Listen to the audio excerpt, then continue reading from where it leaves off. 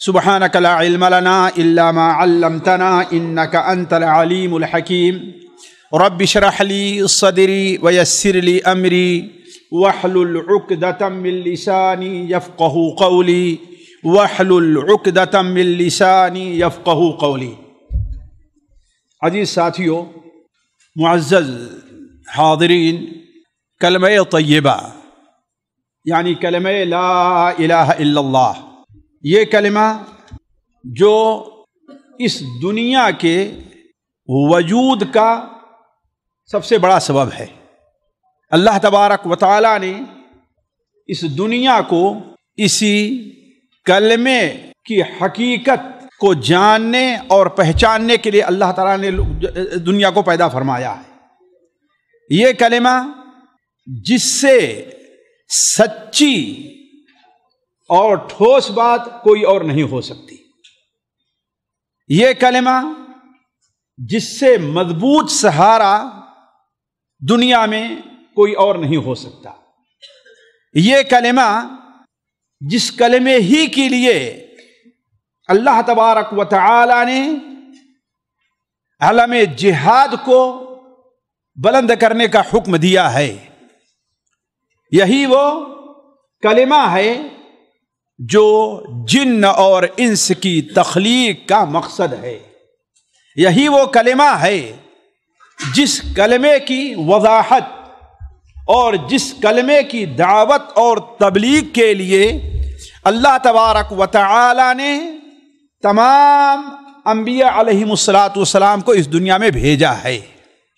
یہ وہ کلمہ ہے کہ اس کی اہمیت اور اس کے فضائل اگر لوگوں کے سامنے رکھے جائیں تو کم سے کم مجھ جیسا کم علم آدمی اس کلمے کی اہمیت اور فضائل کو نہیں بیان کر سکتا۔ اس کلمے کی فضیلت کے لیے یہی کیا کم ہے کہ نبی کریم صلی اللہ علیہ وسلم نے اپنی ایک حدیث میں بیان فرمایا جو سنن ترمذی میں حضرت عبداللہ ابن عمرو ابن عاص رضی اللہ تعالی عنہ سے مروی ہے کہ اللہ تبارک و تعالی قیامت کے دن تمام مخلوق کے سامنے اپنے ایک بندے کو بلائے گا اور فرشتوں کو حکم دے گا کہ اس کا نامہ اعمال اس کے سامنے پیش کرو۔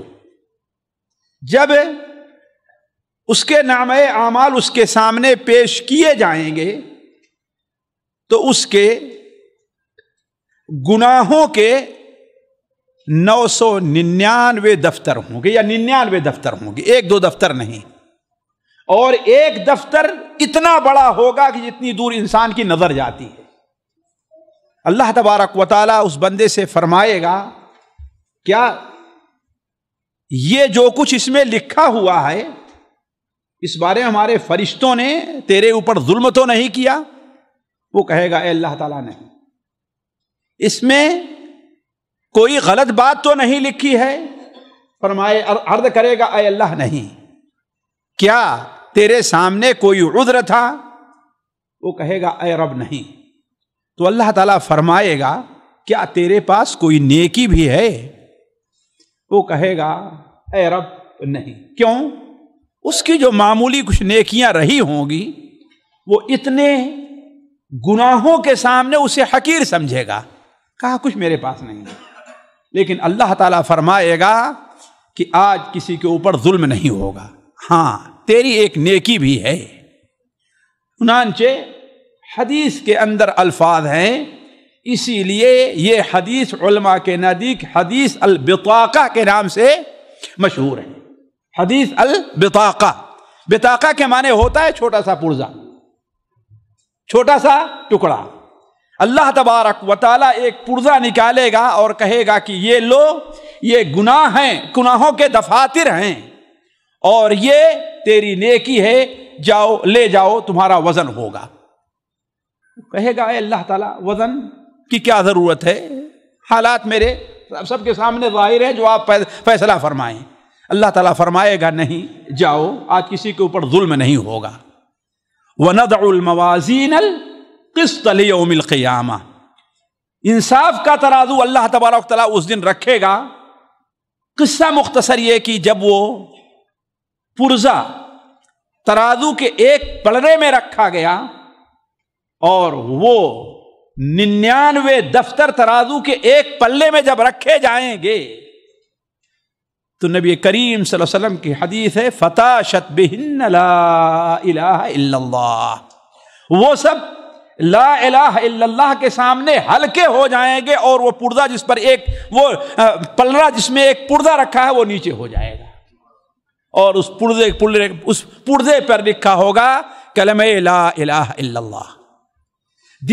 دیگر جو کلمات ہیں ان کے اللہ تبارک و تعالی تک پہنچنے میں کچھ دیری ہو سکتی ہے، لیکن سنن ترمذی میں حضرت ابو ہریرہ رضی اللہ عنہ کی روایت ہے کہ نبی کریم صلی اللہ علیہ وسلم نے ارشاد فرمایا ما قال عبد لا الہ الا اللہ مخلصا من قلبی، کوئی بھی بندہ جب لا الہ الا اللہ دل کے اخلاص کے ساتھ کہتا ہے تو الا فتحت لہ ابواب السماء، آسمان کے دروازے اس کے سامنے کھل جاتے ہیں، اوپر جاتا ہے دروازے کھلتے جاتے ہیں یہاں تک کہ وہ عرش تک وہ کلمہ پہنچ جایا کرتا ہے۔ تو ساتھیو یہ کلمہ بڑا عظیم ہے، اسی کلمے سے متعلق نبی کریم صلی اللہ علیہ وسلم نے ارشاد فرمایا کہ من کان آخر کلامہ لا الہ الا اللہ دخل الجنہ، جس کی آخری بات، آخری گفتگو مرنے سے قبل آخری بات اس کی زبان سے جو نکلے وہ کلمہ لا الہ الا اللہ ہو تو وہ جنت میں جائے۔ اس سلسلے میں حدیثیں بکثرت ہیں، بہت زیادہ ہیں۔ ہمارے جو بھائی عربی پڑھ سکتے ہیں سمجھ سکتے ہیں انہیں اگر امام ابن رجب حنبلی رحمہ اللہ کا رسالہ معنی کلمۃ الاخلاص اگر مل جائے تو اسے ضرور پڑھ لیں، اس کے اندر بہت سی بصیرت افروز باتیں ہیں اس کلمے سے متعلق۔ تو میں ابھی اس کلمے کے فضائل، اس کلمے کی اہمیت آپ کے سامنے نہیں، یہ چیز ہمارے ایمان میں داخل ہے، بلکہ ہمارا یہ عقیدہ ہے کہ یہ کلمہ بڑا اہم ہے اور مسلمان ہونے کے لیے پہلی سیڑھی جو ہے، پہلا زینہ کیا ہے؟ وہ کلمہ لا الہ الا اللہ محمد رسول اللہ کا اقرار کرنا ہے۔ لیکن ساتھیو اصل میں جو سوال ہے کہ کیا یہ کلمہ ہم دیکھتے ہیں کہ ایک مومن بھی پڑھ رہا ہے، ایک منافق بھی پڑھ رہا ہے، ایک فاسق و فاجر بھی پڑھ رہا ہے اور ایک اللہ کا ولی بھی پڑھ رہا ہے۔ جہاں اس کلمے کا ورد ہمارے نبی حضرت محمد مصطفیٰ صلی اللہ علیہ وسلم کیا کرتے تھے، وہیں اس کلمے کا ورد منافقوں کا سردار عبداللہ ابن ابی بھی کرتا تھا۔ آج اس کلمے کا ورد کرنے والے ہیں اور بہت زیادہ ہیں، لیکن سوال کیا ہے کہ کیا اس کلمے کے جو یہ فضائل ہے کہ اس کا کہنے والا جنت سے روکا نہیں جائے گا، اس کے کہنے والے پر اللہ نے جہنم کو حرام کر دیا ہے، اس کے کہنے والے کے لیے اللہ تعالیٰ جنت کے 8 دروازے کھول دیتا ہے، اس کے کہنے والے پر کہ ترازو میں جس رکھ دیا جائے تو سینکڑوں دفاتر ہلکے پڑ جائیں گے، یہ ساری فضیلت آخر بندے کو کب حاصل ہوگی؟ کیا مجرد اس کلمے کا اپنی زبان سے ادا کر لینا کافی ہے یا اس کے ساتھ کچھ اور بھی شرطیں ہیں؟ ہر انسان، ہر شخص یہ مانے گا کہ زبان سے ادا کر لینا کافی نہیں ہے، ورنہ اللہ تعالیٰ منافقوں سے متعلق یہ نہیں کہتا کہ ان المنافقین فی الدرک الاسفل من النار، منافق جہنم کے سب سے نچلے طبقے میں ہیں۔ یہ بھی نہیں کہ کافروں کے ساتھ ہیں، کہاں ہے؟ وہ کافر جو اپنے کفر میں بہت ہی بڑے ہوں گے، بہت بڑے ہوں گے اور جہنم کے سب سے نچلے درجے میں ہوں گے، منافق اس میں ہوگا، حالانکہ وہ بھی اس کلمے کو پڑھ رہا ہے، اس کلمے کا اقرار کر رہا ہے۔ بلکہ اگر حق پوچھئے تو آج بھی جو آسمانی کتابیں موجود ہیں بعض کتابیں جو آج عربی زبان میں نہیں ہیں ان میں تھوڑا سا تلفظ کے فرق کے ساتھ آج بھی یہ کلمہ پایا جا رہا ہے، حتیٰ کہ ہندوؤں کے وید میں بھی یہ کلمہ پایا جا رہا ہے۔ تو کیا مطلب؟ وہ سارے کے سارے لوگوں پر جہنم حرام ہے، کوئی آدمی سے قبول کرنے کے لیے تیار نہیں ہوگا۔ اس لیے یہ سوچنا ہے اور غور کرنا ہے کہ آخر یہ کلمہ ہمارے آپ کے لیے مفید کیوں ہو سکتا ہے۔ اس کے لیے اہل علم نے کچھ شرطیں اور اس کے لیے اس کلمے کے کچھ ارکان بتلائے ہیں جن کا جاننا ضروری ہے۔ یہاں پر ایک بات میں واضح کر دوں کہ بہت سے لوگ جو ہمارے بھائی ہیں ان کے سامنے اس قسم کی بات رکھ کی جائے تو کہتے ہیں کہ آخر آپ یہ کہاں سے لے کر کے آئے کہ ہاں کلمہ کے لیے یہ چیز شرط ہے؟ ہاں قرآن حدیث میں کہیں مذکور نہیں، اور ہم نے تو اپنے علماء سے نہیں سنا کہ ہاں کلمہ شہادت کے لیے کوئی چیز شرط ہے۔ آپ اپنی طرف سے یہ باتیں لے آئے کہ ہاں بھائی کوئی کہتا ہے 7 شرطیں کلمہ توحید کی ہیں، کوئی کہتا ہے 8 شرطیں ہیں، یہ کیا چیز ہے؟ ہم کہتے ہیں صحیح ہے، کسی حدیث میں نہیں ہے کہ کلمہ شہادت کی یہ شرط ہے، لیکن کیا آپ یہ بتا سکتے ہیں کہ کسی حدیث میں یہ ہے کہ وضو کے اندر اتنے واجبات اور اتنے فرائض ہیں؟ جی کہتے ہیں نا ہمارے یہاں احناف کی وضو میں 4 فرض ہیں نا، وہ کہاں سے کہا آپ نے؟ کسی حدیث میں ہے اللہ کے رسول نے فرمایا ہو یا قرآن مجید میں کہیں ہے کہ وضو کے اندر اتنے فرض ہیں؟ ظاہر بات کہیں نہیں ہے۔ آپ کہتے ہیں وضو کے لیے یہ چیز شرط ہے، جیسے پانی کا، طاہر پانی کا ہونا ہے نا، اسی طریقے سے وضو کے لیے ایک شرط ہے کہ انسان طاہر استنجا وغیرہ سے کیا ہے پاک صاف ہو، یہ ساری شرطیں بیان کرتے ہیں نا، لیکن کیا کہیں حدیث کے اندر ہے کہ وضو کے لیے یہ شرط ہے؟ نماز کے لیے کہتے ہیں قبلہ رخ ہونا شرط ہے، سطر کا ڈھکنا شرط ہے، آخر کہاں سے لیا آپ نے؟ وضو کا ہونا شرط ہے، یہ کہاں سے لیا؟ کہیں قرآن میں ہے کہ یہ شرط ہے اس کے لیے؟ نہیں، کہیں قرآن مجید میں نہیں ہے، کہیں حدیث میں نہیں کہ اس کے لیے شرط ہے۔ علماء نے آخر یہ چیزیں کہاں سے لی ہیں؟ یہ چیز بطور لوگوں کو سمجھانے کے لیے علماء نے متعین کر لیا ہے، تاکہ یہ معلوم ہو جائے کہ ہاں بھائی، مثال کے طور پر یہ کہہ دیا کہ رکوع نماز کا رکن ہے، سجدہ نماز کا رکن ہے، اور سمع اللہ لمن حمدہ کہنا یہ واجبات میں ہے کہ نہیں؟ اسی طریقے سے یہ چیز سنت ہے، ربنا ولک الحمد حمدن کثیرا، حمدن کثیر، آگے کہنا کیا ہے؟ یہ چیز سنت ہے۔ یہ اس لیے نہیں کہ ہاں بھائی آپ جس کو چاہیں پڑھیں جس کو چاہیں چھوڑیں، نہیں، یہ اس لیے ہے کہ ایک شخص نماز پڑھ رہا ہے، بھول کر کے اس نے سجدہ نہیں کیا، 2 سجدے میں سے ایک کر لیا، اب اسے کیا کرنا ہے؟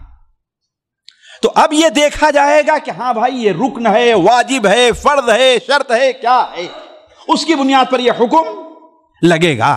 تو اسی طریقے سے کلمہ شہادت، کلمہ لا الہ الا اللہ طیبہ کے شرائط کا اس معنی میں کہیں ذکر نہیں ہے، لیکن علماء نے یہ دیکھا کہ اللہ کے رسول سے یا اللہ تبارک و تعالی نے جہاں پر اس کی تاکید کی ہے، جہاں پر اس کے ساتھ مقید کیا ہے، جہاں پر اس کے مفید ہونے کے لیے اس چیز کو خاص کیا ہے، قید لگائی ہے، انہی چیزوں کو سامنے رکھ کر کے علماء نے کہا کلمہ طیبہ کی اتنی شرطیں، یہ شرطیں ہیں۔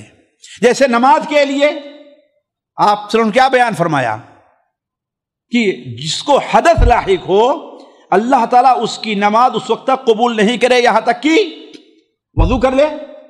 تو اس بنیاد پر آپ نے کیا کہا؟ وضو شرط ہے، وضو شرط ہے، حالانکہ اللہ کے رسول نے یہ نہیں کہا کہ نماز کے لیے وضو شرط ہے۔ آپ نے کیا بیان فرمایا کہ اللہ تبارک و تعالی اس شخص کی نماز قبول نہیں فرماتا جسے حدث لاحق ہو یہاں تک کہ وہ وضو کر لے، یا آپ نے بیان فرمایا لا صلاۃ لمن لم یقرأ فاتحۃ الکتاب، جو شخص سورہ فاتحہ نہ پڑھے اس کی نماز نہیں ہوتی۔ تو علماء نے کہا کہ اس کا مطلب یہ ہے کہ سورہ فاتحہ کا پڑھنا یہ نماز کا ایک رکن ہے۔ انہی تاکیدات کی بنیاد پر، انہی بنیاد پر اہل علم نے کلمہ لا الہ الا اللہ کے مفید ہونے کے لیے، اللہ تبارک و تعالیٰ کے نزدیک وہ نجات کا سبب بننے کے لیے انہی آیات اور احادیث کو سامنے رکھ کر کے کچھ شرطیں لگائی ہیں۔ اور یہ شرط کوئی آج نئی نہیں ہے، آج یہ کوئی نئی چیز نہیں ہے، یہ شرط قدیم زمانے سے علماء ان شرطوں کا ذکر کرتے رہے ہیں۔ میں ایک دو مثال دوں بس، صرف اس لیے تاکہ ان لوگوں کو یہ اعتراض کا موقع نہ ملے کہ ہم یہ کہتے ہیں کلمہ کے یہ شرائط ہیں۔ مثال کے طور پر ایک بڑے مشہور تابعی ہیں حضرت حسن بصری رحمہ اللہ، جن کے بارے میں بعض علماء نے کہا کہ انبیاء کے قول اور کلام کے مشابہ اگر کسی کا کلام ہے تو کن کا کلام ہے؟ حضرت حسن بصری کا ہے۔ یعنی اتنا جامع، اتنا معنی خیز۔ وہ ایک بار ایک جنازے میں شریک ہوئے، اور وہ جنازہ تھا عرب کے بڑے مشہور شاعر فرزدق کی بیوی کا۔ فرزدق عرب کا بڑا مشہور شاعر تھا، اس کی بیوی کا۔ جب وہ اپنی بیوی کے دفن سے فارغ ہوا تو حضرت حسن بصری نے فرزدق سے کہا کہ اس دن کے لیے تم نے کیا تیاری کی ہے؟ ساتھیو، اللہ کے رسول کے زمانے سے یہ طریقہ سلف کا رہا ہے، آج لوگوں نے اس کو چھوڑ دیا ہے۔ قبر میں جب دفن ہو رہا ہو، کسی کو دفن کر رہے ہوں، تو اس وقت لوگوں کو نصیحت کرنا، موقع کے لوگوں کا دل نرم رہتا ہے، لوگ متوجہ رہتے ہیں اللہ کی طرف۔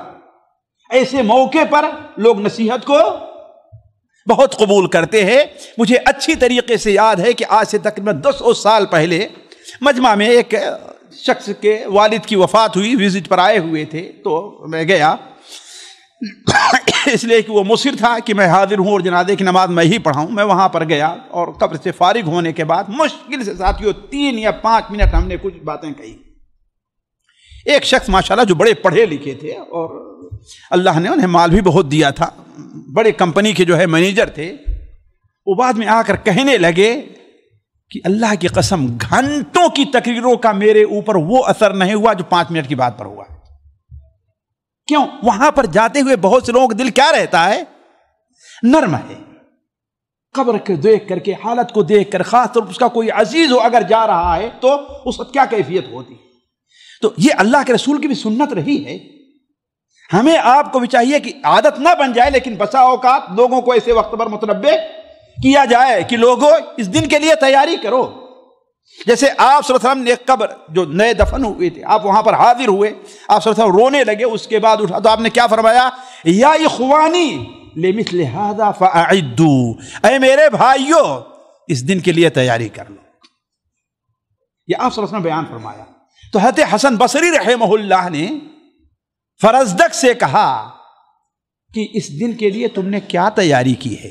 یعنی جس طریقے سے تم آج اپنی بیوی کو دفن کر رہے ہو، ایک دن تمہیں بھی یہاں دفن ہونا ہے۔ اس نے کہا کہ آج پتہ نہیں 70 سال یا کتنے سال سے کلمہ لا الہ الا اللہ کا میں ورد کرتا ہوں، اس کو ہم نے اس کا اہتمام کیا ہے۔ تو حضرت حسن بصری نے کیا کہا؟ یہ تو بہت بہترین ہتھیار ہے اور بڑی بہترین تیاری ہے، لیکن یاد رکھو اس کلمے کے کچھ شروط اور شرائط بھی ہیں۔ کیا بیان فرمایا؟ یہ کوئی وہابی نہیں کہہ رہا، کون کہہ رہے ہیں؟ حضرت جن کا وہ لوگ ورد بھی کرتے ہیں جن کے نام کا، ہے کہ نہیں؟ سلسلہ ان کا جوڑتے ہیں کہ ہاں بھائی ہمارا تصوف کا ایک سلسلہ وہاں سے چلا آ رہا ہے۔ تو حضرت حسن بصری نے کیا فرمایا کہ اس کلمے کے کچھ شرائط بھی ہیں، لہذا یاد رکھو کہ کسی پاک باز عورت کے اوپر تہمت نہ لگانا۔ اس لیے کہ شاعروں کا اپنا رہتا ہے نا، کسی غزل کہنا اور کسی عورت طرف اشارہ اور باتیں رہتی ہے نا، تو کیا کہا کسی پاکباز، اس کا مطلب کیا ہوا؟ اس کلمے کے مفید ہونے کے لیے ضروری ہے کہ انسان گناہ کبیرہ سے ہے، بات صحیح کہ نہیں صحیح؟ اسی طریقے سے مشکاتی میں ہے، بڑی مشہور وہ حدیث ہے، وہب بن منبہ، یہ بھی بہت بڑے تابعی ہیں اور ادھر اسلام کے عالم تھے، اور اس طرف انہیں اہل کتاب کے بارے میں بڑا علم حاصل، بہت بڑا علم ان کے پاس تھا۔ ان سے کسی نے کہا کہ لا الہ الا اللہ جنت کی کنجی نہیں ہے؟ کہا کہ ہے، لا الہ الا اللہ جنت کی کنجی ہے، لیکن یاد رکھو ہر کنجی کے دندانے بھی ہوا کرتے ہیں۔ اگر ایسی چابی لے کر کے آئے جس میں دندانے ہیں تو تالا کھلے گا، ورنہ تالا۔ اشارہ کس بات طرف تھا؟ یہ کلمہ بڑا مفید ہے، لیکن اس کے ساتھ ساتھ کچھ فرائض، کچھ واجبات وہ ہیں، ان کا بھی اہتمام کرنا ہے۔ تو بات عرض کرنے کا مقصد یہ ہے کہ ہم جو ان شرائط کا ذکر کرتے ہیں اس کا یہ معنی نہیں کہ ہم کوئی نئی بات ذکر کر رہے ہیں، یہ بڑی پرانی ہی چیز ہے، البتہ یہ ہے کہ اسے ہم لوگوں کی آسانی کے لیے، ہمارے علماء نے لوگوں کی آسانی کے لیے اسے ایک کیا ہے سمجھیے کہ مرتب ترتیب دے دی ہے، ایک تنظیمی شکل دے دی ہے۔ جس طریقے سے نماز کے بارے میں فرائض کو بتا دیا، شرائط کو، ارکان کو یہ رکھ دیا تاکہ لوگوں کے لیے نماز کے سمجھنے اور مسائل کو جاننے میں آسانی ہو، ایسے اس کلمے کے لیے بھی۔ ایک بات اور یہاں پر واضح، یہ کوئی ضروری نہیں ہے کہ کوئی شخص ان تمام شرائط کو زبانی یاد بھی کر رکھا ہو، ہے کہ نہیں؟ جیسے یہ کوئی ضروری نہیں ہے کہ ہر آدمی جانتا ہو کہ نماز کے اندر فرائض کتنے ہیں اور ارکان کتنے ہیں، ہے نا؟ اصل یہ ہے کہ نماز کا جو ایک طریقہ ہے اسی طریقے سے نماز کو پڑھے، رکوع کرے، سجدہ کرے، قرات کرے، قیام کرے، تشہد، یہ ساری چیزیں ہوں۔ اگرچہ یہ نہیں جانتا ہے کہ ہاں بھائی رکوع نماز کا رکن ہے، لیکن یہ ہے کہ نماز وہ پڑھتا ہے تو ایسی ہی نماز پڑھتا ہے تو وہ نماز اس کے لیے مفید ہوگی، چاہے یہ جانے یا نہ جانے کہ ہاں نماز کا رکن کیا ہے، سجدہ نماز کا رکن ہے، رکوع نماز کا رکن ہے، اصل کیا ہے اس کا ادا کرنا ہے۔ اسی طریقے سے یہ کوئی ضروری نہیں ہے کہ ہر شخص ان کلمے کو کہ جو شرائط ہیں ان کو زبانی یاد بھی رکھتا ہو۔ اصل چیز یہ ہے کہ یہ چیزیں اس کے اندر پائی جانی چاہیے، جس کے اندر یہ چیزیں پائی جائیں گی وہ کلمہ اس کے لیے مفید ہوگا، اور جس کے اندر پائی نہیں جائیں گی خواہ وہ 1 2 3 کے طریقے سے یاد ہی کیوں نہ کیا ہو، اگر اس کے اندر یہ چیزیں پائی نہیں گئیں تو یہ کلمہ اس کے لیے مفید نہیں ہوگا۔ یہ باتیں سمجھنے کے بعد اب آتے ہیں کہ اہل علم نے، علماء نے قرآن اور حدیث پر نظر رکھ کر کے اس کلمے کے مفید یا باعث نجات بننے کے لیے کیا کیا شرطیں رکھی ہیں۔ تو مشہور یہ ہے کہ وہ کل شرطیں 7 ہیں، جو آپ کے پاس جو ورقہ ہے اس میں بھی لکھی ہوئی ہیں، اور جو کتاب آپ کے پاس ہے اس کے اندر بھی موجود ہے۔ اسے یہاں سے جانے کے بعد خصوصاً کتاب کو توجہ سے پڑھیے گا، لیکن ابھی آپ ہماری طرف متوجہ رہیں۔ پہلی چیز یہ ہے اس کلمے کے مفید ہونے کے لیے پہلی شرط یہ ہے کہ علم ہونا چاہیے۔ کیا ہونا چاہیے؟ یعنی اس کلمے کا انسان کو علم ہو۔ کیا معنی ہے علم ہونے کا؟ جانتے ہیں علم کے معنی ہم اور آپ جانتے ہیں کہ علم کس کو کہتے ہیں؟ کسی چیز کی حقیقی معرفت ہو جائے یہی چیز علم ہے۔ غلط معرفت رہے تو اسے علم نہیں کہیں گے۔ بھائی مثال کے طور پر ایک شخص ہے، وہ عالم بھی ہے، وہ قاری بھی ہے، وہ مفتی بھی ہے، تو اس کے بارے میں حقیقی علم یہ ہونا چاہیے کہ ہاں بھائی ہمیں یہ کیا ہے، اس کے اندر یہ صلاحیت ہے۔ اور اگر ہم کہیں ہاں ہم جانتے ہیں بھائی ایک مولوی صاحب ہے، ٹھیک ہے، اس کا مطلب ہمیں ان کے بارے میں حقیقی علم ہے، ہم کہیں گے تمہیں ہمارے بارے میں کچھ معلوم نہیں ہے، پھر بھائی ایک شخص کے بارے میں ہم یہ جانیں یہ ہمارے کیا ہیں، متعلقین میں ہیں، لیکن وہ دوسری طرف سے ہمارے چچا ہوں تو ان کے بارے ہمیں کوئی علم ہوا نہیں؟ کیوں؟ اس لیے کہ جو حقوق ہونے جی چچا کے جب تک ہم جانیں گے نہیں ادا نہیں ہو پائے گا۔ تو کسی چیز کے بارے میں حقیقی معرفت حاصل کرنے کا نام علم ہے۔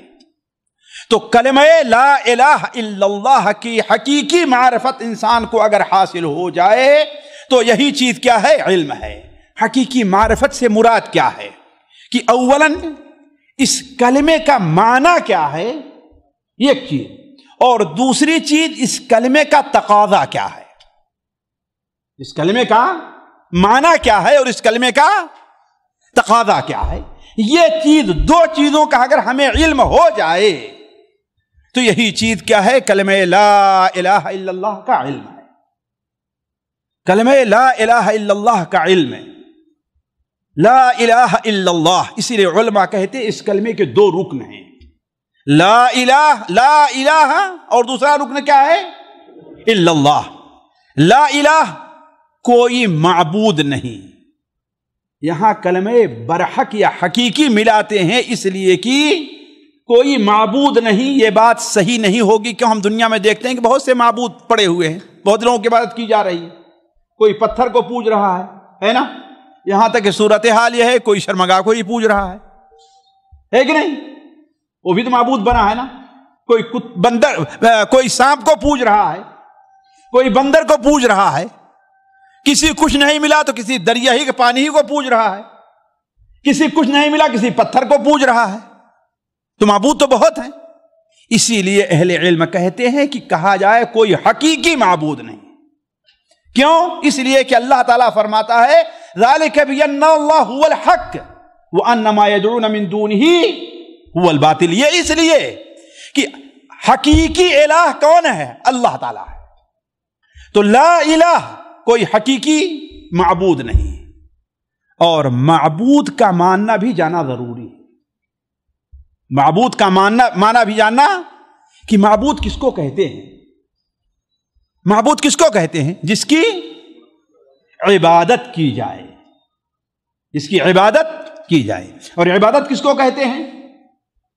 عبادت کس کو کہتے ہیں یہ بھی جاننا ضروری ہے، ورنہ اس کلمے کا علم ہمیں نہیں ہوگا۔ آج یہی مصیبت ہے ساتھیو، ایک شخص ہے اللہ کی قسم بڑا مخلص ہے اور بڑے اخلاص سے لا الہ الا اللہ پڑھتا ہے، لیکن قبروں کو سجدہ بھی کر رہا ہے،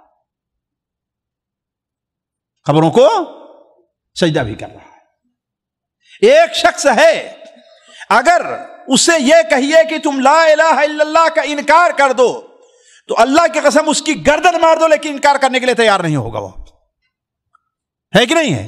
انکار کرنے کے لیے تیار نہیں ہوگا۔ لیکن دوسری طرف برا نہ مانیں گے، جو طاغوتی نظام چل رہا ہے اس میں وکیل اور قاضی بھی ہے، وہ اس میں وکیل بھی ہے اور قاضی بھی ہے۔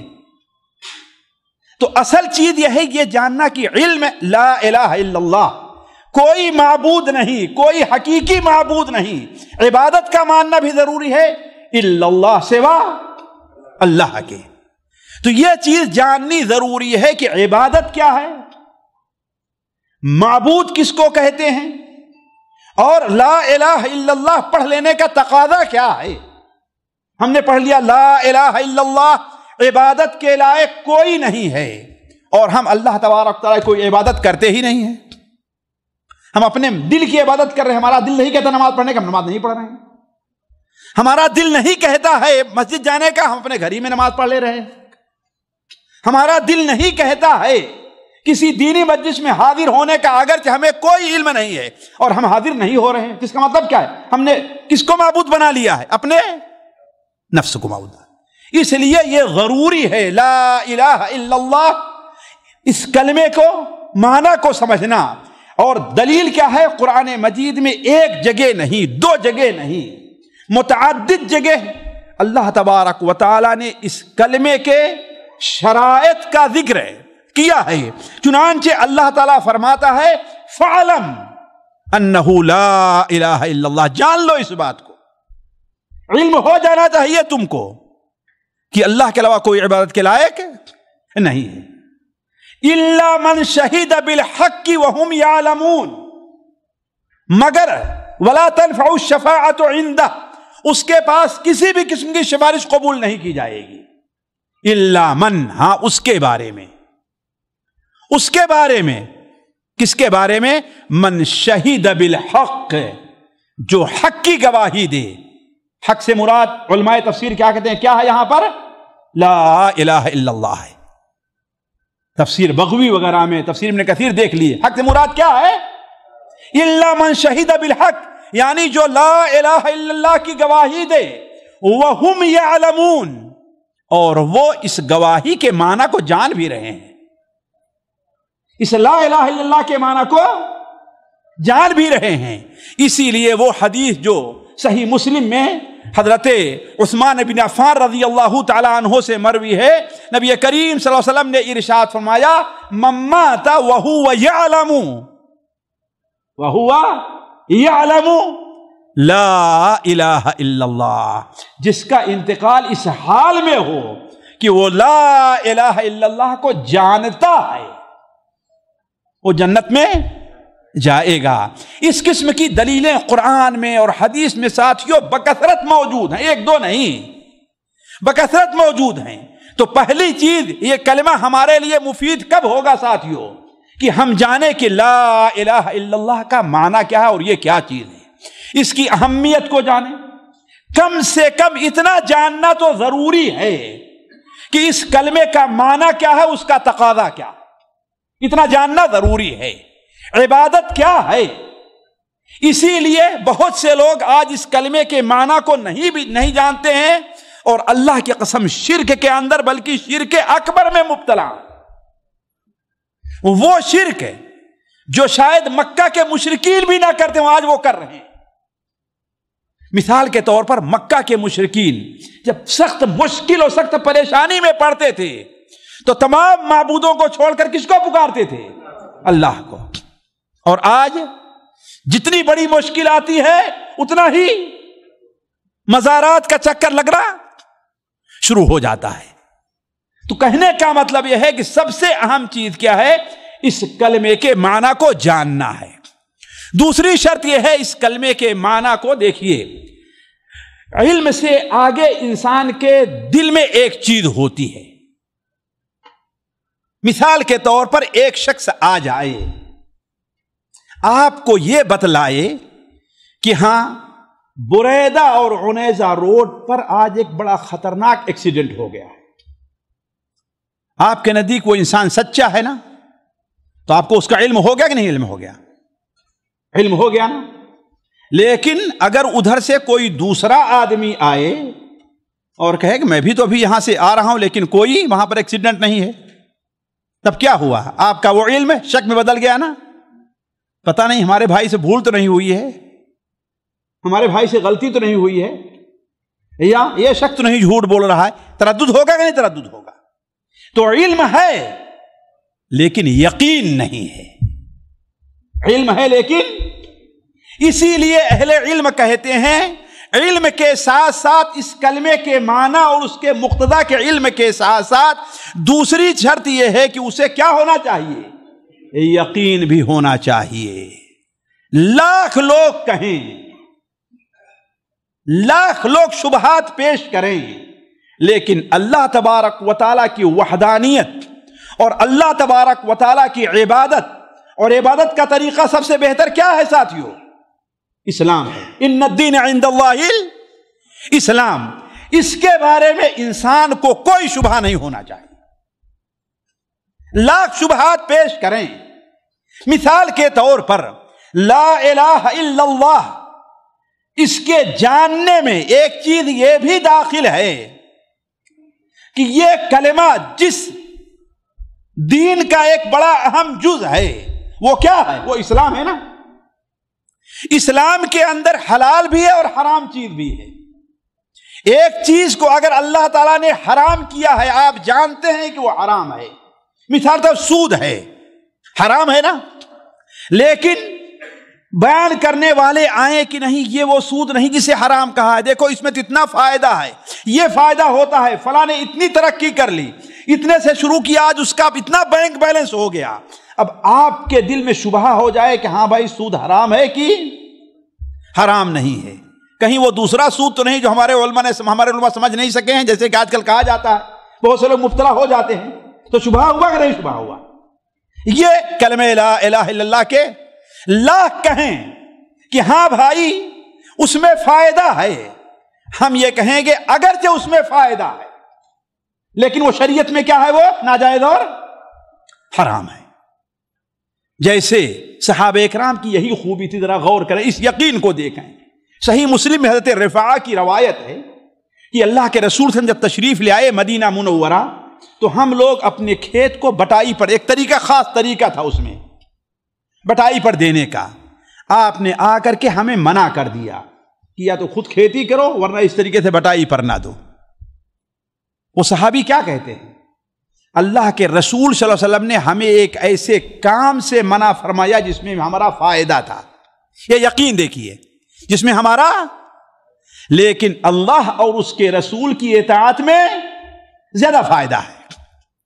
دیکھیں آپ، اس میں ہمارا فائدہ تھا لیکن اللہ اور اس کے رسول کی اطاعت میں زیادہ فائدہ ہے، گویا اس کے حرام ہونے میں کوئی شبہ انہیں اگرچہ بظاہر فائدہ نظر آتا رہا لیکن کوئی شبہ نہیں رہ گیا۔ تو اسی طریقے سے اللہ تبارک و تعالی کے عبادت کے حقدار ہونے میں، اللہ تبارک و تعالی کے حقیقی معبود ہونے میں، یا یہ کلمہ لا الہ الا اللہ جن چیزوں کا تقاضا کرتا ہے اس کے بارے میں کسی بھی قسم کا انسان کے پاس شبہ نہیں رہنا چاہیے۔ اللہ تبارک و تعالی نے قرآن مجید میں اور نبی کریم صلی اللہ علیہ وسلم نے اپنی احادیث میں اس شرط کو بڑے واضح طور پر بیان فرمایا ہے۔ صرف ایک مثال آپ کو دیتا ہوں، قرآن مجید سورہ حجرات کے اندر اللہ تعالیٰ بیان فرماتا ہے انما المؤمنون الذین آمنوا باللہ ورسولہ ثم لم یرتابوا۔ حقیقی مومن کون ہیں؟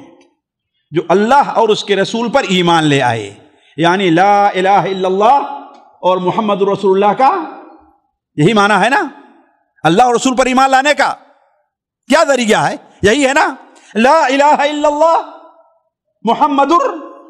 تو انما المؤمنون، حقیقی مومن وہ ہیں جو اللہ اور اس کے رسول پر ایمان لے آئے، وَلَمْ يَرْتَابُوا، اور اس بارے میں انہیں کوئی ریب اور کوئی شبہ نہیں رہا، کوئی شبہ نہیں رہ گیا۔ تو گویا مومن کب ہوگا؟ جبکہ اس کلمے کے اوپر اسے مکمل طور پر کیا ہوگا؟ ایمان ہوگا۔ اسی طریقے سے قرآن مجید کے اندر بالکل شروع کے اندر اللہ کیا فرماتا ہے؟ والذین یؤمنون بما انزل الیک وما انزل من قبلک وبالآخرۃ ھم یوقنون، انہیں یقین ہے اس بات کا۔ تو کہنے کا مطلب یہ ہے کہ دوسری چیز کلمے کے شرط کے لیے جو دوسری چیز ضروری ہے وہ چیز کیا ہے؟ یقین کا ہونا ہے۔ اللہ کے رسول صلی اللہ علیہ وسلم ایک بار سفر پر جا رہے تھے، غزوہ تبوک کا سفر تھا، راستے میں چونکہ لمبا سفر تھا، راستے میں دیکھے کہ زاد راہ اور توشہ ختم ہو رہا ہے۔ صحابہ نے اجازت مانگی کہ اگر اجازت دیں تو ہم اونٹوں کو ذبح کریں۔ اس وقت ہوتا تھا ساتھیوں کہ لمبے سفر کے لیے بسا اوقات ایک آدمی 2 اونٹ رکھتا تھا اپنے ساتھ، 2 اونٹ رکھتا تھا، ایک پر سواری کرنے کے لیے اور دوسرے پر سامان کے لیے۔ کیوں؟ ایک ہی اونٹ پر ہم بھی سوار ہوں اور سامان بھی ہو تو یہ بھاری ہے نا، مشکل پڑے گی۔ اس لیے بسا اوقات جس کے اوپر ہلکا سامان رہتا تھا، جس کے اوپر سوار ہیں وہ تھک جاتا تھا تو بدل کر کے اس کے اوپر آ جایا کرتے تھے۔ تو اللہ کے رسول صلی اللہ علیہ وسلم صحابہ نے کہا اے اللہ کے رسول اب تو کھانے پینے کے لیے کچھ بھی نہیں رہ گیا ہے، اگر آپ اجازت دیں تو ہمارے پاس جو سواری کے یا دوسرے اونٹ ہیں ان کو ذبح کر کے کھائیں، بھوکے وہ کیسے مریں گے؟ آپ نے اجازت دے دی کہ ٹھیک ہے کھاؤ۔ حضرت عمر نے دیکھا کہ لوگ اپنے اونٹوں کو ذبح کر رہے ہیں، بسا اوقات بعض لوگ سواری کو ذبح کر رہے ہیں۔ کہا یہ کیا کر رہے ہو؟ کہا اللہ کے رسول صلی اللہ علیہ وسلم نے اجازت دی ہے۔ آپ نے فرمایا رکو۔ حضرت عمر رضی اللہ تعالیٰ عنہ نبی صلی اللہ علیہ وسلم کی خدمت میں حاضر ہوئے اور کہا اے اللہ کے رسول صلی اللہ علیہ وسلم، اگر اسی طریقے سے لوگ اپنے اونٹوں کو ذبح کرتے رہے تو لوگوں کے پاس سواریاں نہیں رہ جائیں۔ کہا ہاں یہ بات تو ہے۔ کہا پھر کیا کریں؟ کہا آپ ایسا کریں کہ لوگوں کے پاس جتنا کچھ بچا ہوا توشہ ہے اسے آپ جمع کرنے کا حکم دیں، اس کے اوپر آپ برکت کی دعا کریں، اللہ تعالیٰ اس میں برکت دے گا، اس طریقے سے لوگ سواریاں محفوظ رہ جائیں گی۔ آپ نے فرمایا تم صحیح کہہ رہے ہو۔ یہ صحیح مسلم شریف کی روایت۔ آپ نے کیا فرمایا؟ تم صحیح کہہ رہے ہو۔ چنانچہ آپ صلی اللہ علیہ وسلم نے لوگوں کو حکم دیا کہ جس کے پاس جو توشہ اور جو کھانا ہے وہ لے کر کے آئے اور اکٹھا کر دے۔ چنانچہ بڑا دسترخوان چمڑے کا ہوتا بچھایا گیا، ایک آدمی کھجور لے آ رہا ہے، تھوڑا سا جو لے آ رہا ہے، ایک روٹی لے آ رہا ہے، ایک پنیر لے آ رہا ہے، اس طریقے سے بہت سارا مال جمع ہو گیا۔ پھر آپ صلی اللہ علیہ وسلم نے اس کے اوپر دعا فرمائی اور لوگوں سے کہا کہ اپنے توشے دان کو بھرو۔ اب صحابہ کرام کھانے بھی لگے، توشہ بھی بھرنے لگے، جتنا پیٹ بھر کھایا گیا اتنا کھائے، اور جتنے برتن تھے سارا بھر لیا آپ نے، اور پھر بھی سامان اتنا باقی ہے۔ یہ دیکھ کر کے آپ صلی اللہ علیہ وسلم کیا ارشاد فرمایا؟ اشہد ان لا الہ الا اللہ وانی رسول اللہ، اشہد ان لا الہ الا اللہ وانی رسول اللہ، لا یلقى اللہ بہما عبد غیر شاک فیہما الا دخل الجنہ۔ میں گواہی دیتا ہوں کہ اللہ کے علاوہ کوئی عبادت کے لائق نہیں ہے اور میں اللہ کا رسول ہوں۔ ان دونوں کلمے کو لے کر کے جو شخص ابھی اللہ تعالیٰ سے اس حال میں ملے کہ غیر شاک فیہما، اس کو اس بارے میں کوئی شبہ نہ ہو، تو وہ جنت میں جائے گا، وہ جنت سے روکا نہیں جائے گا۔ تو آپ نے جنت میں جانے کے لیے کیا شرط لگائی؟ غیر شاک فیہما، یعنی ان دونوں کلمہ لا الہ الا اللہ محمد رسول اللہ کے بارے میں اسے کوئی شک نہیں ہونا چاہیے۔ اسی لیے علماء نے کہا کہ اس کلمے کے مفید ہونے کے لیے صرف علم کافی نہیں ہے، صرف علم کافی نہیں ہے، بلکہ علم کے ساتھ کیا ہونا چاہیے؟ یقین بھی ہونا چاہیے۔ نماز کا وقت ہو گیا ہے، رک جائیں نماز کے لیے جی۔ کلمہ لا الہ الا اللہ کی شرائط کا ذکر ہو رہا تھا، ان میں سے دو شرطوں کا ذکر ہوا تھا، ایک علم کا اور دوسرا یقین کا۔ یعنی اس کلمے کے معنی کا ہمیں علم ہونا چاہیے، اس کلمے کے معنی کا تقاضا کیا ہے اس کا علم ہونا چاہیے، اور یہ علم ہمارا صرف علم کی حد تک نہ رہے بلکہ یقین کی حد تک پہنچ جائے کہ لاکھ اس میں لوگ شبہات پیدا کرنا چاہیں، لاکھ شبہات ڈالنا چاہیں، شبہات ڈالنے چاہیں، کسی بھی قسم کا شبہ ہمیں ہونا نہیں چاہیے۔ اس کی میں ایک مثال دیتا ہوں کہ ہمارے ایک عزیزہ کہ اللہ تعالیٰ نے اولاد دیا، ایک کا انتقال ہوا، دو کا، تین کا انتقال ہوا، تو جیسے ہوتا ہے عورتیں بات کہنے لگتی ہیں۔ کسی عورت نے کہا ارے دیکھو تین بچے کا انتقال ہو گیا، فلاں اگر بابا کے پاس چلی جاؤ تو وہ دعا کریں گے، ہے نا، تمہیں اللہ، ہے نا، یا کسی مزار پر۔ تو یہ دیکھیے یہ ایمان ہے اور یہ توحید ہے۔ اس نے کہا ایک دو نہیں، اگر میرے سارے بچے بھی مر جائیں پھر بھی میں کسی اللہ کو چھوڑ کر کسی اور سے یہ امید نہیں رکھتی۔ نتیجہ کیا ہے کہ الحمدللہ آج ان کے بیٹے اور بیٹیاں اللہ تعالیٰ، یہ بچوں اللہ تعالیٰ بندوں کو آزماتا ہے اور شیطان اس میں وسوسہ دلاتا ہے، تو اللہ اور اس کے اللہ کی عبادت اور نبی صلی اللہ علیہ وسلم کی اطاعت کے بارے میں شیطان کتنے بھی وسوسے ڈالے، انسانی ہو یا جناتی شیطان ہو، ہمیں اس کے بارے میں شبہے میں نہیں پڑھنا چاہیے، بلکہ اس کا ایمان تو یہ ہونا چاہیے کہ اگر کوئی شخص کسی کو ہمارے سامنے مار کر کے جلا بھی دے رہا ہے تو ہمارا یقین اللہ پر یہ ہونا چاہیے کہ جلانے کی صلاحیت کس کے اندر ہے؟ اللہ کے اندر ہے۔ جیسے وہ شخص جو دجال کے سامنے حاضر ہوگا، ہے نا، وہ مومن بندہ، دجال اس کے سامنے کیا کرے گا؟ ایک شخص کو قتل کرے گا پھر زندہ کر دے گا، تو وہ کیا کہے گا کہ تیرے جھوٹے ہونے کا جتنا یقین اب مجھے اس سے پہلے کبھی نہیں تھا۔ یہ ہے یقین۔ کیا کہا؟ تیرے جھوٹے ہونے کا جتنا یقین اب مجھے ہو گیا اتنا یقین کبھی بھی نہیں تھا، اس لیے کہ ہمارے نبی صلی اللہ علیہ وسلم نے فرمایا ہے کہ دجال ایسا ہی کرے گا۔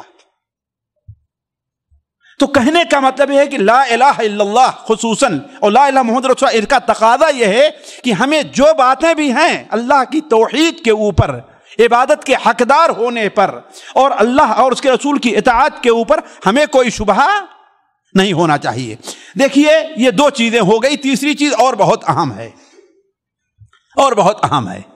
ایک چور ہے، مثلا تو چوری کرتا ہے، چوری کرتا ہے نا، اس کو علم بھی ہے اور یقین بھی ہے کہ ہم نے چوری کیا ہے، لیکن وہ چور مانا کب جائے گا قانون کی روشنی میں؟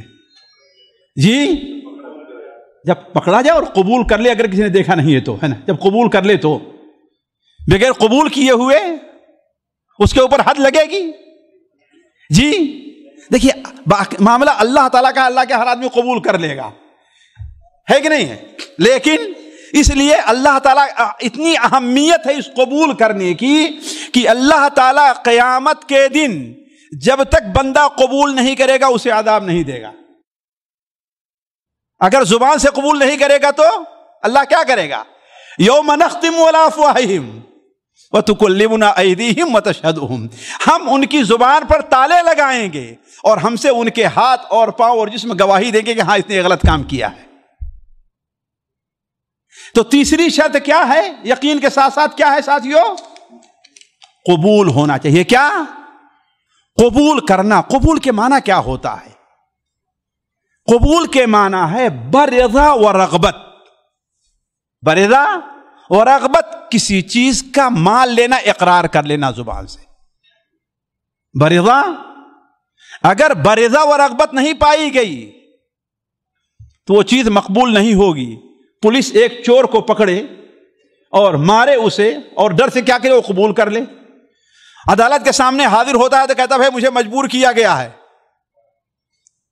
تو اس کا اقرار قبول ہوگا؟ جی مانا جائے گا؟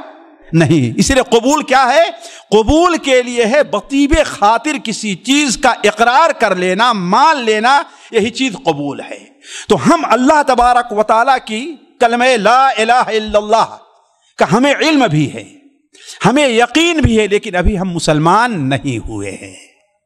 ابھی ہم مسلمان، ضروری یہ ہے کہ ہم اس کا خوشی سے اقرار بھی کریں، مانے بھی کہ ہاں لا الہ الا اللہ، الا من شہید بالحق، مگر وہ شخص جو حق کی گواہی دیتا۔ گواہی کس سے دی جاتی ہے؟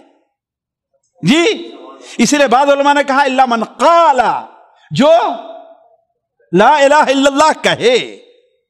تو یہ بھی شرط ہے۔ اسی لیے آپ صلی اللہ علیہ وسلم کے زمانے میں یہود تھے، یہود تھے کہ نہیں تھے؟ آپ کو نبی مانتے تھے؟ دل سے نہیں مانتے تھے؟ ان کو تو اتنا یقین تھا جتنا آپ اپنے بیٹے کو پہچانتے ہیں کہ ہاں میرا یقین ہے۔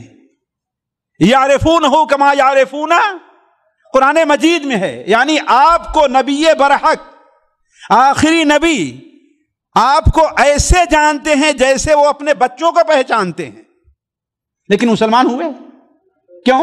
اس لیے کہ اقرار۔ سیرت کا واقعہ آپ نے پڑھا ہوگا نا، حضرت صفیہ رضی اللہ تعالی عنہ بیان کرتی ہیں کہ جب نبی کریم صلی اللہ علیہ وسلم تشریف لے آئے تو میں اپنا 9-10 سال 11 سال کی بچی تھی، اپنے چچا اور اپنے ابو کے نزدیک جتنی محبوب میں تھی کوئی ان کا بچہ نہیں تھا۔ تو جس دن آپ صلی اللہ علیہ وسلم کے آنے کی خبر ہوئی، ہمارے چچا اور ہمارے والد دونوں کہاں گئے؟ دیکھنے کے لیے گئے، تحقیق کرنے کے لیے یہی وہ نبی ہے جس کو چھوڑ کر کے ہم شام کی خیرات والی زمین، ٹھنڈی زمین، پھل و فروٹ والی زمین، ہر قسم کی خیرات تھی، وہاں سے چھوڑ کر کے یہاں آباد ہوئے ہیں۔ ورنہ یہود کی جگہ تھوڑی تھی مدینہ منورہ، جو خیبر میں، علا میں، مدینہ میں جو یہودی آباد تھے، ان کے آبادات اسی لیے آئے تھے کہ اپنی کتابوں میں انہیں یہ ملتا تھا کہ وہ ایسا نبی ایسی جگہ پر آئے گا جہاں کھجوروں کے درخت ہوں گے، جہاں کی زمین کالی ہوگی، یہ ہے وہ، یعنی ساری اسی لیے تو وہاں سے ہجرت کر کے ادھر آئے تھے نا، سارا قصہ جیسا کہ آپ لوگ جانتے ہیں۔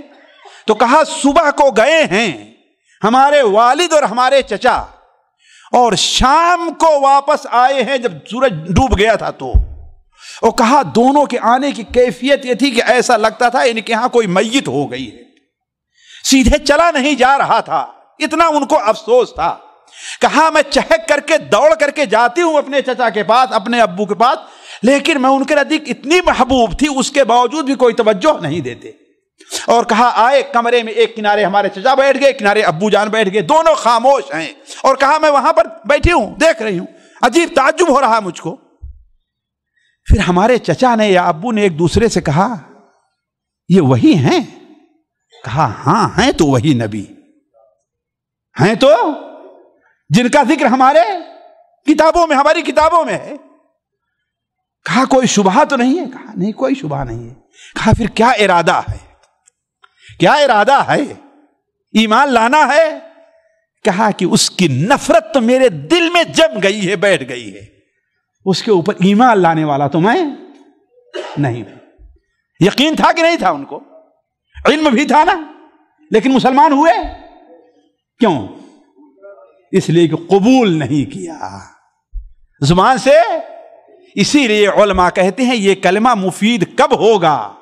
جیسے آج بہت سے لوگ کہتے ہیں ہاں بھائی ہم مانتے ہیں کہ آپ کے نبی سچے تھے، بہت سے ہندو غیر مسلم مانتے ہیں نا، مانتے ہیں آپ کے نبی سچی تھے، آپ کا دین حق ہے، لیکن قبول نہیں کرتے ہیں۔ تو ضروری ہے کہ قبول کریں۔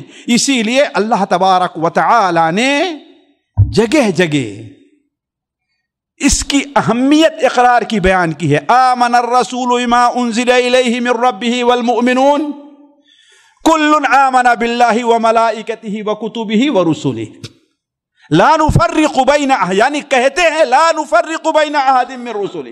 صرف عقیدہ کافی نہیں ہے، ضروری یہ ہے کہ کیا ہونا چاہیے انسان؟ تو انسان کے لیے ضروری ہے سچے مسلمان ہونے کے لیے، بلکہ اس کلمے کے مفید ہونے کے لیے کہ اس کلمے کا جہاں ہمیں یقین ہو، جہاں ہمیں اس کا علم ہو، وہیں پر اس کا ہم اقرار بھی کریں۔ بغیر اقرار کے کوئی آدمی مسلمان نہیں ہوگا۔ قولوا آمنا باللہ، اللہ نے کیا فرمایا؟ اسی لیے ان الذین قالوا ربنا اللہ ثم استقاموا تتنزل علیہم الملائکہ، پوری آیت پڑھتے کتنی بڑی فضیلت بیان ہوئی ہے کہ فرشتوں کا نزول ہوتا ہے، ان کے اوپر اللہ کی رحمت ہے، جنت میں ان کے لیے نعمتیں ہیں۔ کن کو؟ جن لوگوں نے کہا کہ ہمارا رب اللہ ہے، پھر اس پر ثابت قدم رہ گئے۔ ربنا اللہ کی تفسیر حضرت عبداللہ ابن عباس وغیرہ دوسرے مفسرین نے کیا کی ہے؟ لا الہ الا اللہ، یعنی انہوں نے لا الہ الا اللہ کا اقرار کیا۔ تو کہنے کا مطلب یہ ہے کہ صرف یہی اتنا کافی نہیں ہے کہ انسان اس کے اوپر یقین رکھے، بلکہ کیا ہونا چاہیے؟ اسے قبول بھی کرنا چاہیے۔ اسی لیے تو ہمارے نبی صلی اللہ علیہ وسلم نے اپنے چچا سے کیا کہا تھا؟ چچا آپ کو یقین بھی ہے کہ میں اللہ کا نبی ہوں، بس آپ کہہ دیجئے میرے کان میں کہ لا الہ الا اللہ، میں اللہ سے آپ کے لیے ضد کر لوں گا۔ قیصر روم کا بھی قصہ آپ لوگوں نے سنا ہے نا؟ اللہ کے رسول کو جب خط پہنچا اور اس نے پڑھوایا تو اس نے کیا کہا؟ کہا کہ یہ نبی وہ ہے کہ اس کی حکومت یہاں پر میں ہوں، یہاں تک پہنچے گی۔ پھر اپنی قوم سے کہا کیا ارادہ ہے تم لوگوں کا؟ ایمان لے آ لو، اقرار کر لو، لیکن سارے بدک گئے تو وہ کیا ہوا؟ وہ بھی نہیں مانا، تو مسلمان ہوا وہ؟ تو جانتا تھا، یقین بھی تھا، لیکن ضروری یہ ہے کہ اس کے ساتھ ساتھ اقرار کرے۔ باقی جو تفصیل آیات اور حدیث جو ہے ساتھیوں ہیں، اس کا جو ہے آپ لوگ کتاب آپ کے سامنے ہے، اس کو آپ پڑھ لیجئے گا، اس لیے کہ جو ہے میں اگر ہر آیات اور حدیث کو آپ کے سامنے رکھتے چلوں تو وقت بہت لمبا ہو جائے گا۔ چوتھی چیز جو ضروری ہے کہ یہ کلمہ مفید کب ہوگا، ضروری یہ ہے کہ انسان اپنے آپ کو اس کلمے کی تابعداری میں دے دے، یعنی اس کلمے کے مطابق عمل بھی کرے۔ لا الہ الا اللہ، اللہ کے علاوہ کوئی عبادت کے لائق نہیں ہے، جہاں اس پر یقین ہے، جہاں اس کا علم ہے، جہاں اسے ہم زبان سے کہہ بھی رہے ہیں، وہیں ضروری ہے کہ ہم اللہ کی عبادت بھی کریں۔ جہاں محمد الرسول اللہ ہمیں اس پر یقین ہے، ہم اقرار کر رہے ہیں، وہیں ضروری ہے کہ ہم آپ کی اطاعت اور پیروی بھی کریں، ورنہ ہم مومن نہیں ہوں گے۔ غور کریں گے، بہت سے لوگ اس سلسلے میں فیل ہیں، خاص طور پر جو اپنے کو نئی روشنی یا دنیاوی تعلیم اس میں بہت کیا ہوتا ہے، آپ کو ہمارے ایمان، ہم مسلمان ہیں کہتے ہیں نا، صرف اتنا کافی نہیں ہے۔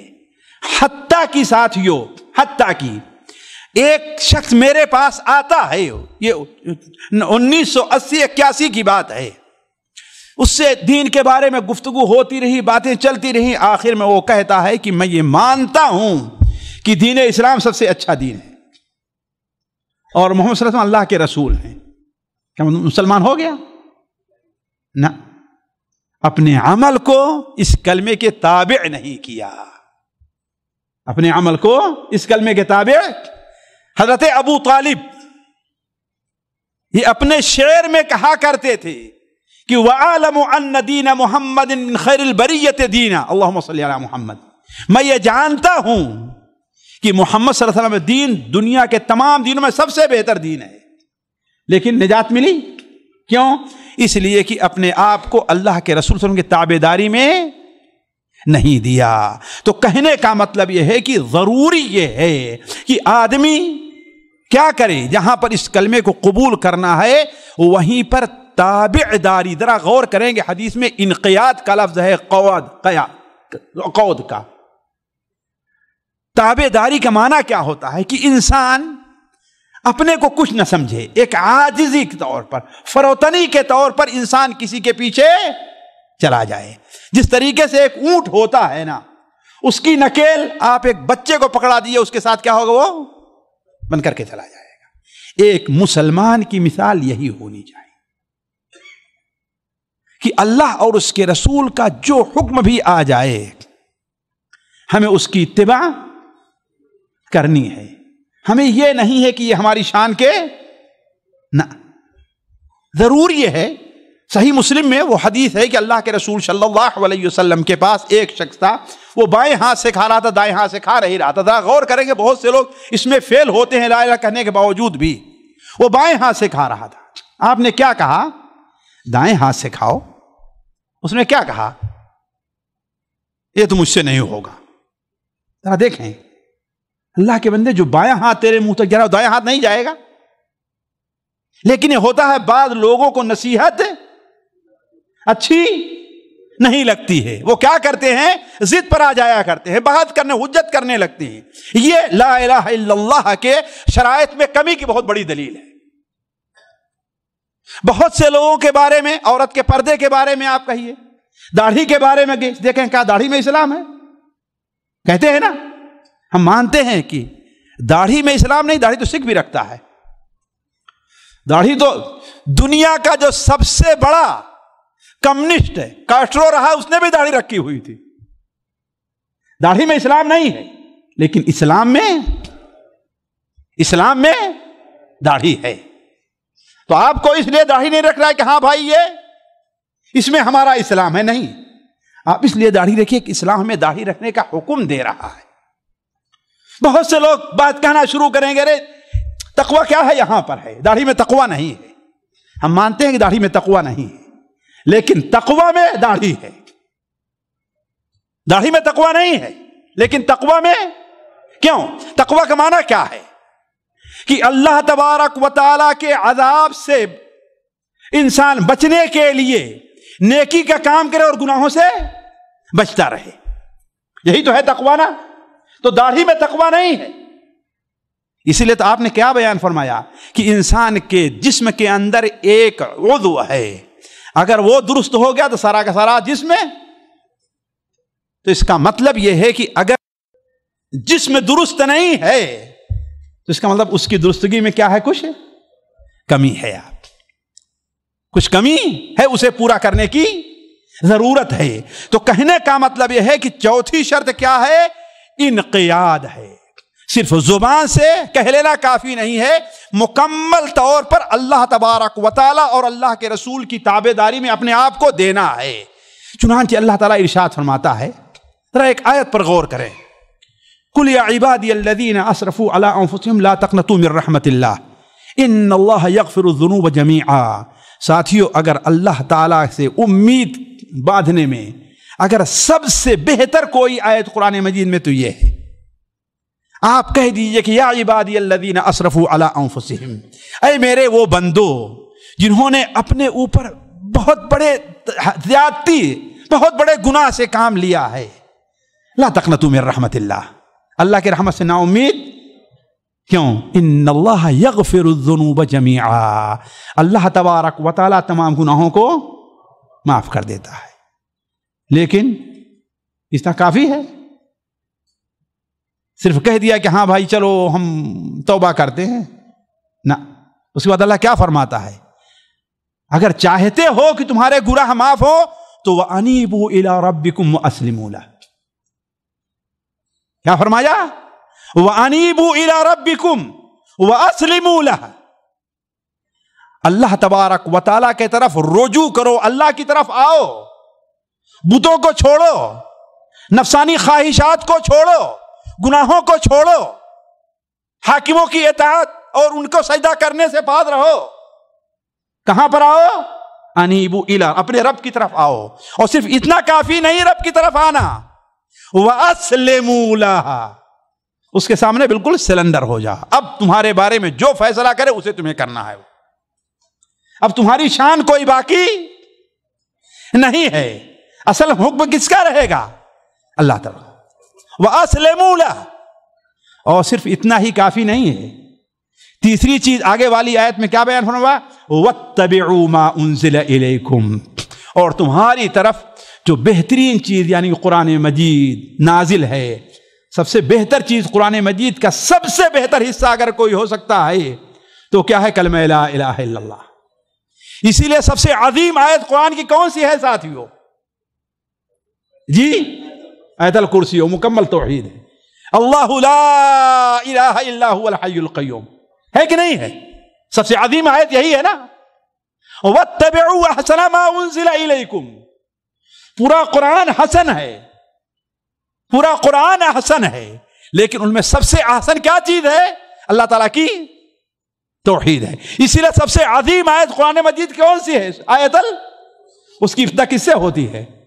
अल्लाहु ला इलाहा इल्ला हु से होती। सबसे अजीम सूरत कुरान मजीद की कौन सी है? सूरह फातिहा है। वो किससे होती है?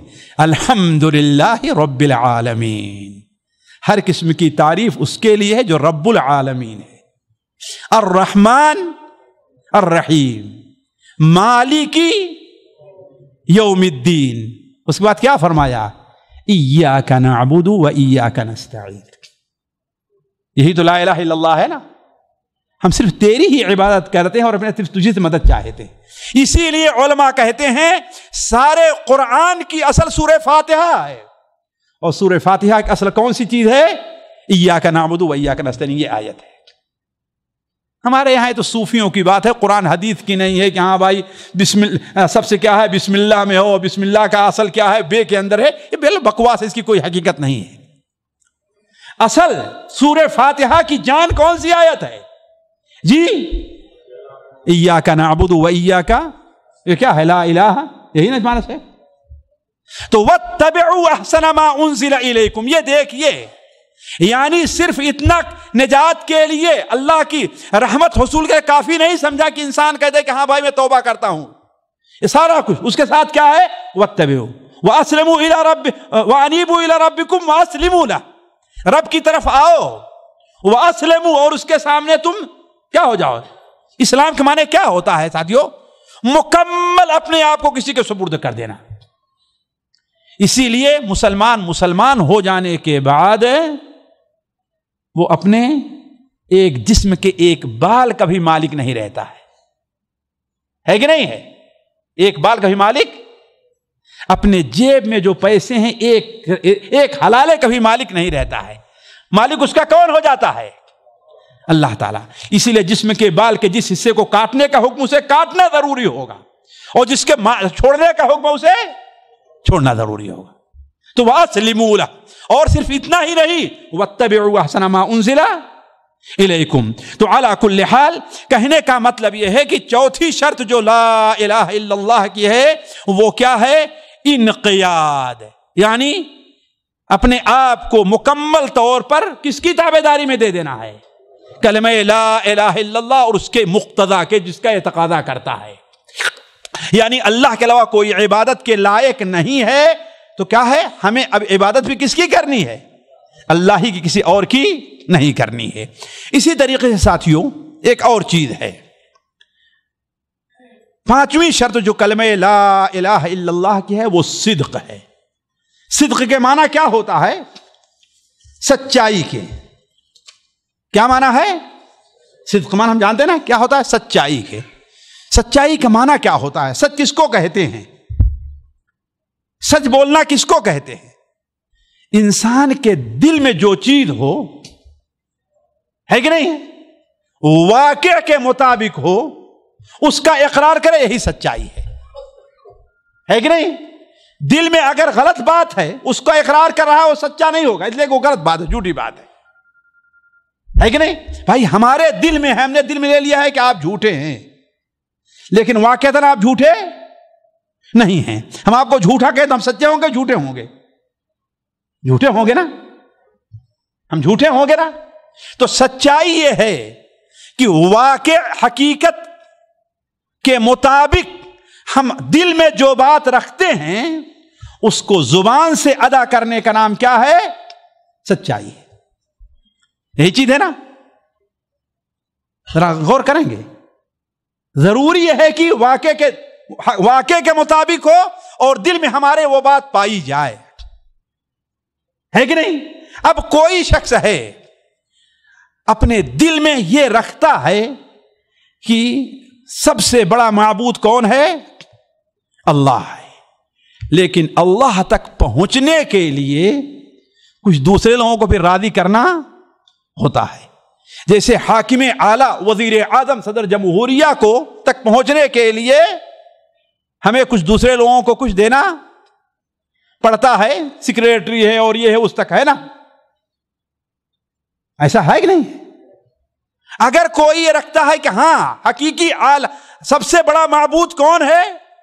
अल्लाह है, लेकिन उन तक जाने के लिए तो ये बात वाक़े के खिलाफ है। अगर वो ला इलाहा इल्लल्लाह पढ़ रहा है तो अपने ला इलाहा इल्लल्लाह कहने में वो सच्चा नहीं है, वो सच्चा नहीं है। क्यों? इसलिए कि वाक़े के खिलाफ है। अल्लाह तक पहुंचने के लिए किसी के वसीले की जरूरत इल्ला है कि वो वसीला जो अल्लाह और उसके रसूल ने बताया है। नबी की इत्तिबा ये वसीला है ना अल्लाह तक पहुंचने के लिए, है कि नहीं? नबी की इत्तिबा जरूरी है, बगैर उसके नबी की इत्तिबा कोई आदमी अल्लाह तक नहीं पहुंच सकता, है कि नहीं? लेकिन एक ही किसी को चादर चढ़ाना, किसी को सजदा करना, किसी को पुकारना, मेरी बिगड़ी बना देना फला साहब फला साहब, और यह अकीदा ये वाक़े के खिलाफ है। गोया वो अपने इकरार में सच्चा नहीं है। मुनाफिक थे ना, वो क्या कहते थे? आप अल्लाह के रसूल है ना, इदा जाअकल मुनाफिकूना क़ालू नशहदु इन्नका लरसूलुल्लाह वल्लाहु यअलमु इन्नका लरसूलुहु वल्लाहु यशहदु इन्नल मुनाफिकीन लकाज़िबून।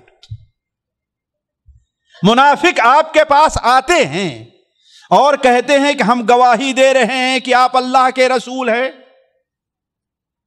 अल्लाह ताला फरमाता है कि अल्लाह जानता है कि आप अल्लाह के रसूल हैं, लेकिन अल्लाह यह भी गवाही दे रहा है कि मुनाफिक झूठे हैं, इसलिए कि जुबान से वो बात निकाल रहे हैं जो उनके दिल में आपको रसूल तस्लीम करने के लिए वो तैयार नहीं है, वो झूठे हैं। उनके अपनी कोई मसलहत है, उनकी अपनी कोई जाती मसलहत है, दुनिया की मसलहत है, कोई चीज है, इसलिए वो कह रहे हैं लिहाजा ये चीज कबूल नहीं की जाएगी।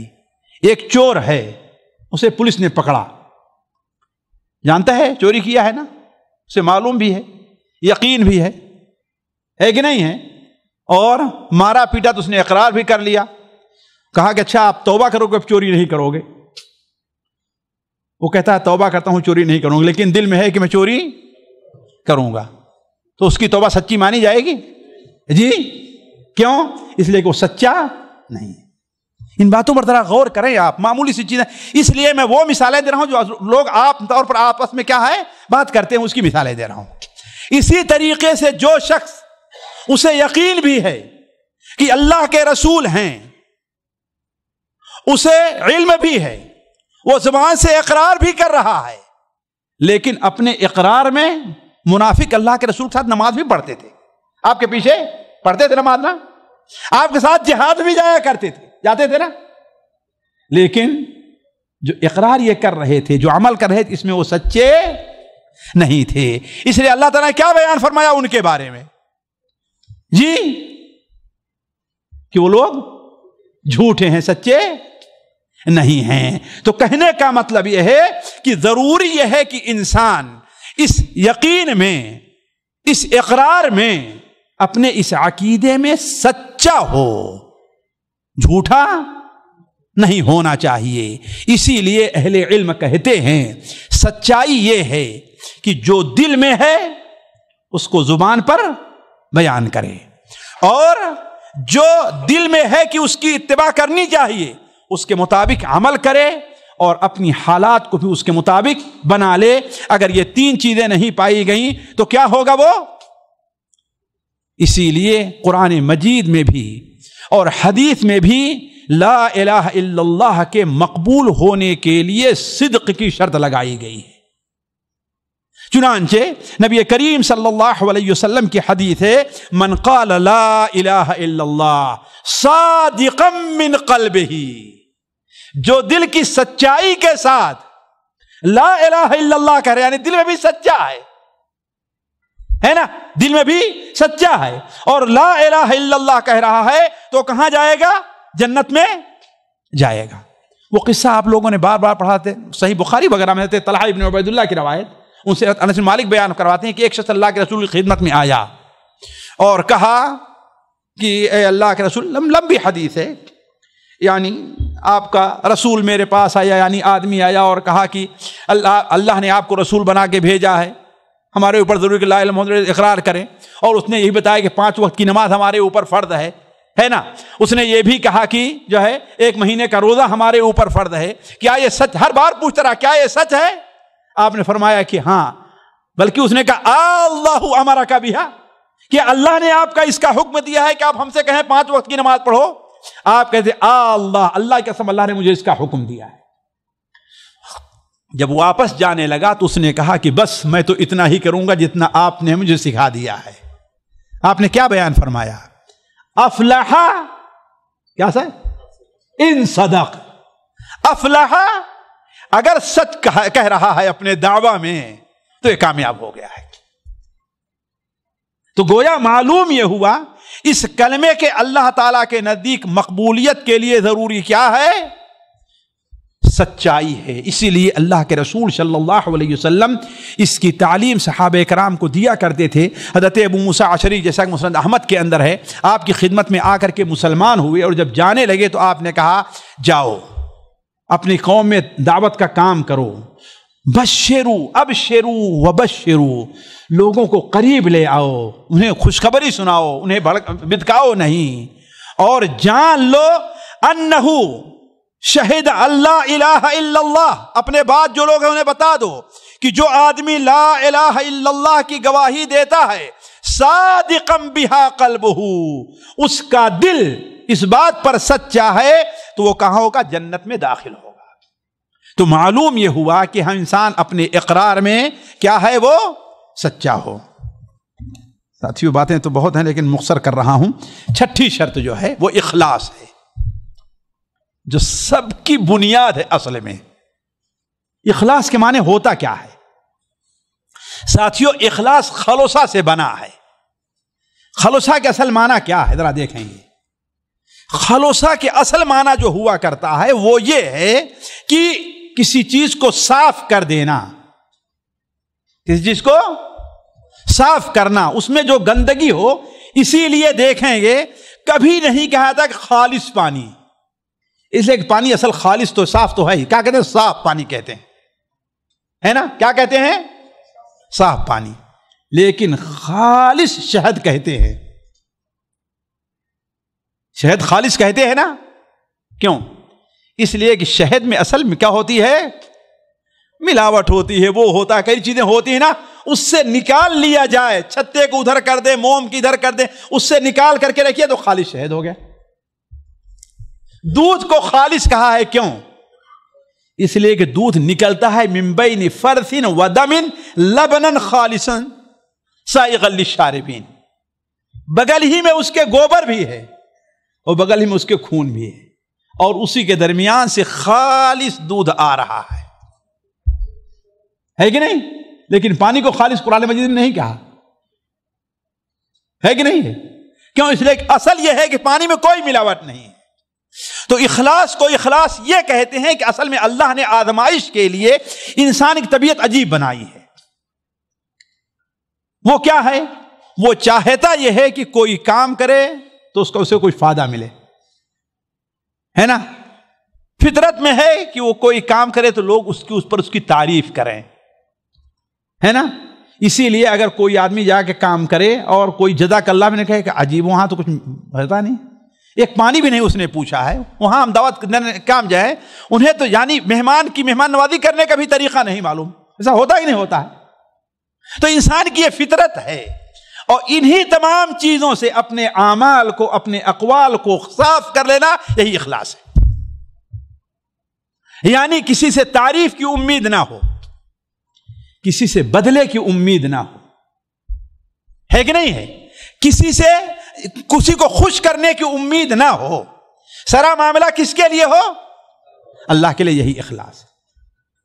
تو یہ کلمہ جو کہا جائے، اس کلمے کے مطابق عمل جو کیا جائے، اس کلمے کا جو اقرار کیا جائے، اس کے اندر کیا ہونا چاہیے؟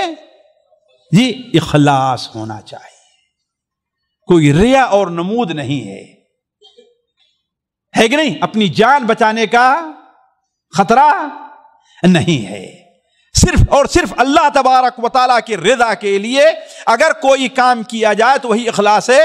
تو اسی لیے اگر کوئی بندہ صرف اللہ کی رضا کے لیے لا الہ الا اللہ پڑھتا ہے تب تو وہ مقبول ہوگا، اور اگر ڈر سے، دکھاوے کے لیے، دنیا کے فائدے کے لیے، جیسے بہت سے لوگ جو بعض ملکوں سے آتے ہیں کہتے ہیں سنا ہے کہ یہاں جو ہے جو مسلمان ہوتے ہیں ان کو کچھ پیسہ ملتا ہے، بلکہ بعض لوگوں کے بارے میں تو یہ بھی آیا کہ چلو یہاں پر مسلمان ہو جاتے ہیں، کیا کہیں ہمیں گھر بنانا ہے کہ نہیں ہے، تنخواہ بڑی تھوڑی ہے، ظاہر میں ہوتے ہیں چل کر کے اپنا، ایسا بھی ہوئے، لیکن بہت سے لوگ ہیں الحمدللہ ہو رہے ہیں، انہیں کچھ بھی نہیں، بلکہ دیکھیں اسی لیے مسلمان ہو جاتے ہیں اور کتنی پریشانیاں ان کو اٹھانی پڑتی ہیں، ہے کہ نہیں؟ ہمارے سامنے ایسے ہیں جن کو گھر بھی چھوڑنا پڑا، ہے کہ نہیں ہے؟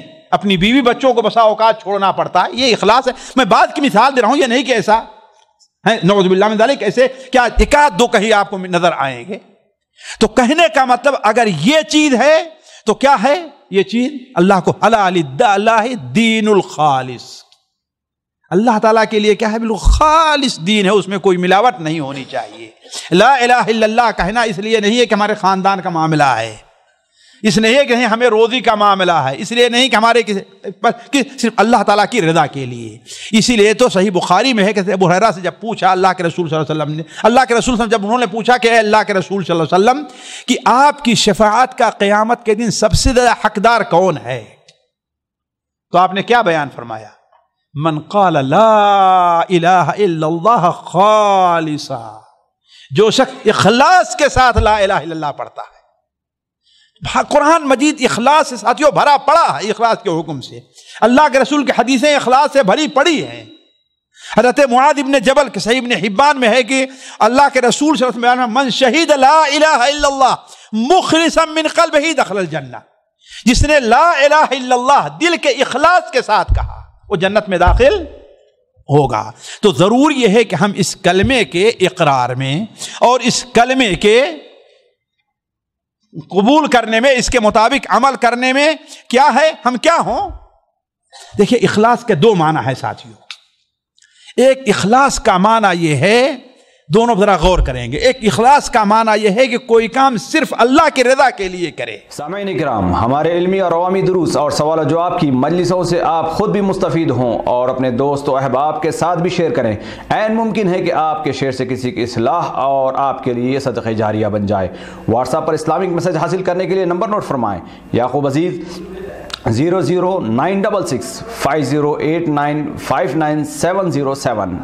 واٹس ایپ سوال جو آپ گروپ میں ایڈ ہونے کے لیے نمبر نوٹ فرمائیں: عبدالسلام عمری 009665026272622. نمبر بھیجتے ہوئے نام اور پتہ ضرور لکھیں. اسی طرح ہمارے یوٹیوب چینل اسلامی دعویٰ کو ضرور سبسکرائب کریں تاکہ ہماری ہر نئی اور اہم ویڈیو کی اطلاع آپ کو فوری حاصل ہو جائے.